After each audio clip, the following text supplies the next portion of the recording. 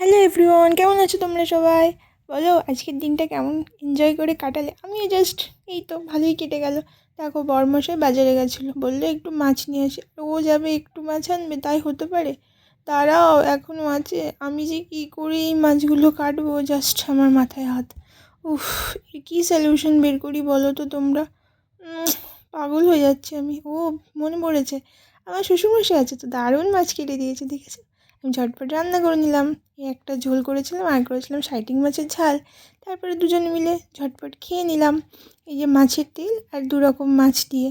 তারপর ফ্লিপকার্ট গ্লসারিতে কিছু item order করা ছিল, ওটাই পার্সেলটা এলো, রিসিভ করে নিলাম।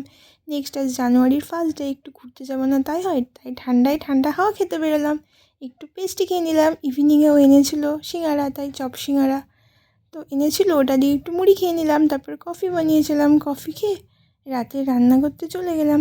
আর আজ জানো, আমি একটা বড় সারপ্রাইজ পেয়েছি, সেটা হলো আমার বরমশাই আজ রান্না করতে এসেছে। ও, আজ আমি খুব খুশি।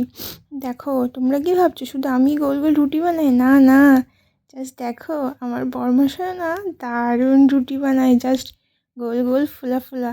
আমিও তো জানতামই না, আজই ফার্স্ট টাইম দেখলাম। উফ, কি সুন্দর তাই না? দেখলে তো, মিয়া বিবি একদম জাস্ট রক, তাই না? খুব সুন্দর রুটি বানায়। নেক্সট আমি রাতে রান্না করতে চলে এলাম। আজ বানিয়েছিলাম একটু চিকেন দিয়ে নতুন রেসিপি, এটা হলো ধানিয়া চিকেন। তারপরে এই যে কাল ম্যাট সেটটা কিনেছিল, ওটা একটু দেখলাম। আর দেখো কাণ্ড, বলেছিলাম মিষ্টি খাবো, কত মিষ্টি এনেছে। আর এই ছানা পোড়া মিষ্টিটা দারুণ খেতে। আমি খেয়ে নিলাম। সবাইকে হ্যাপি নিউ ইয়ার, বাই।